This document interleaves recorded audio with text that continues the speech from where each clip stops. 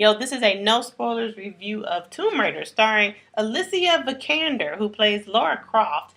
You know, Lara Croft be getting fucked up, don't she? And she just gets up and walks that shit off. I don't even understand how she survives.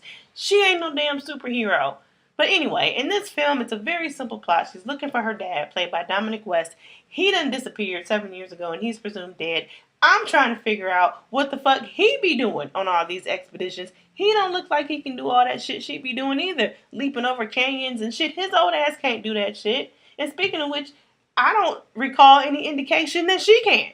There's, earlier in the film, I don't know where she practices this mess. I don't know.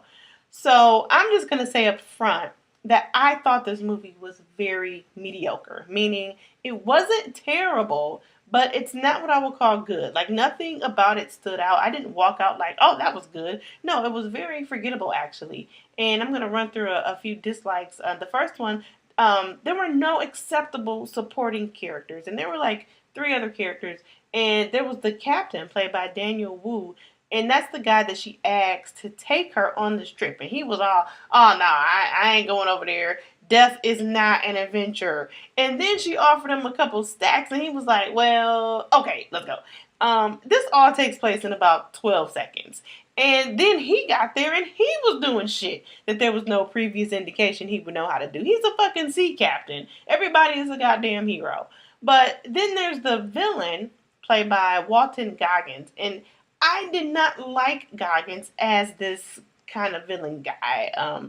His character was also weak, but I just didn't like him in that role. It didn't work for me. None of that worked for me. And then there's Daddy Croft, again played by Dominic West. There was nothing special about him either, but the plot didn't really give him much to work with. Speaking of the plot, it was also mediocre.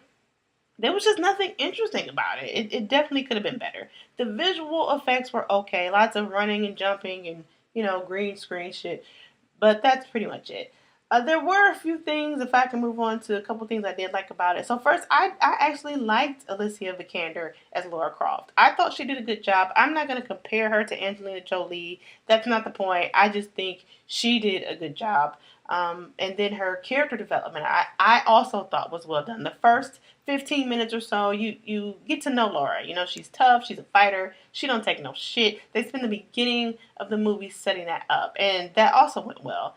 I knew what to expect. For the most part, she was consistent. There were some things she did that didn't make a lot of sense, which were obviously driven by plot conveniences, but otherwise, her character was pretty well done.